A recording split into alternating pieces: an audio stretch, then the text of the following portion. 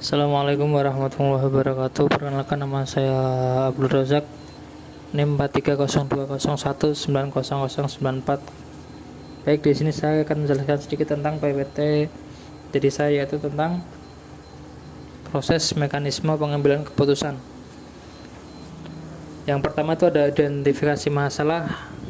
Apa itu identifikasi masalah? Yaitu merupakan bagian dari proses penelitian yang dapat dipahami sebagai suatu upaya untuk mendefinisikan masalah yang ada dan membuat masalah tersebut dapat diukur dan diuji.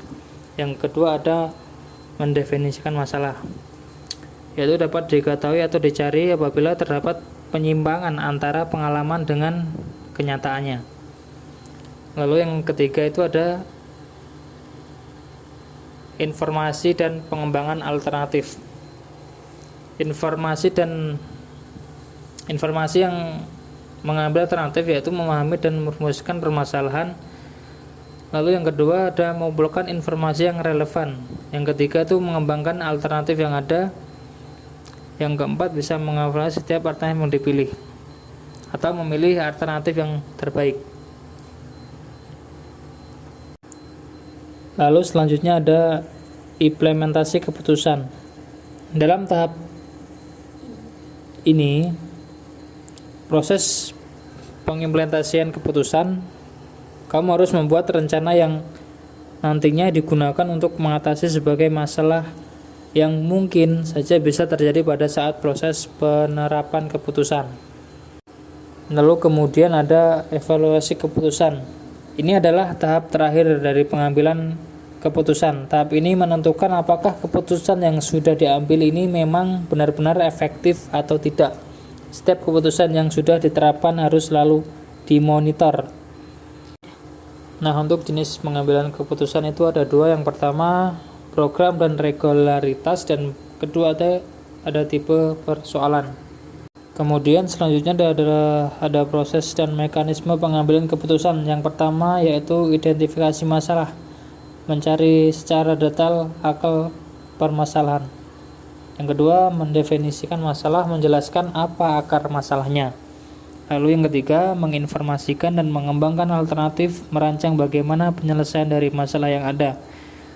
Yang keempat mengimplementasikan keputusan, menerapkan hasil rencana yang telah dibuat dan diputuskan.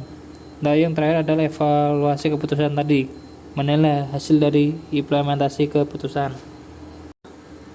Jenis pengambilan keputusan yang satu berdasarkan program dan regularitas.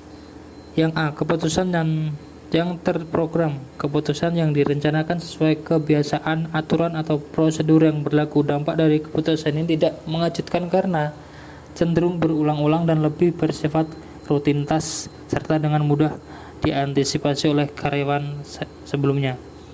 Lalu ada keputusan yang tidak terprogram, keputusan yang tidak direncanakan sebelumnya dan berkenaan dengan masalah-masalah baru serta bersifat khusus. Pemimpin cenderung menggunakan pertimbangan intuisi dan kreativitas. Waktunya sering tidak terduga, bersifat darurat dan segera, sehingga cukup menyulitkan pemimpin dalam mengambil suatu keputusan. Lalu yang terakhir ada berdasarkan tipe persoalan. Yang A itu ada keputusan internal jangka pendek, lalu ada keputusan internal jangka panjang, keputusan eksternal jangka pendek, dan keputusan eksternal jangka panjang. Terima kasih, kurang lebihnya mohon maaf. Assalamualaikum warahmatullahi wabarakatuh.